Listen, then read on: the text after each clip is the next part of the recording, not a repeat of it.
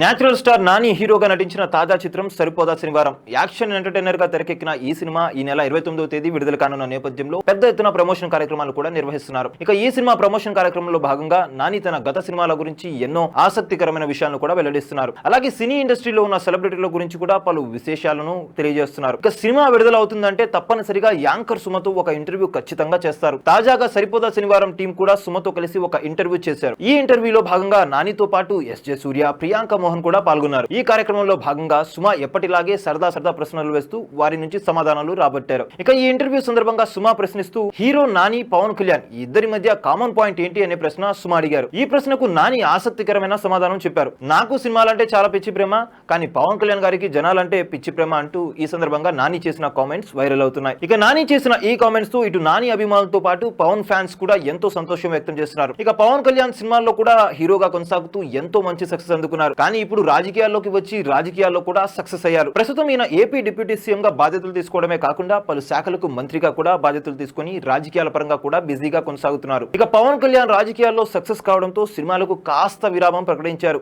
దీంతో అభిమానుల్లో కొంతమేర నిరుత్సాహం అయితే ఉందని చెప్పాలి. చూసారు కదా గాయ్స్, మరిన్ని ఇలాంటి ఇంట్రెస్టింగ్ అప్డేట్స్ కోసం చూస్తూనే ఉండండి మా ఛానల్. మీరు కనుక మొదటిసారి మా వీడియోస్ ని చూస్తుంటే కనుక తప్పకుండా లైక్ చేసి షేర్ చేయండి, మా ఛానల్ ని సబ్స్క్రైబ్ చేయండి, పక్కనే ఉన్న బెల్ ఐకాన్ కూడా గట్టిగా కొట్టేయండి. Thank you for watching a video still then. Okay then, see you, bye by.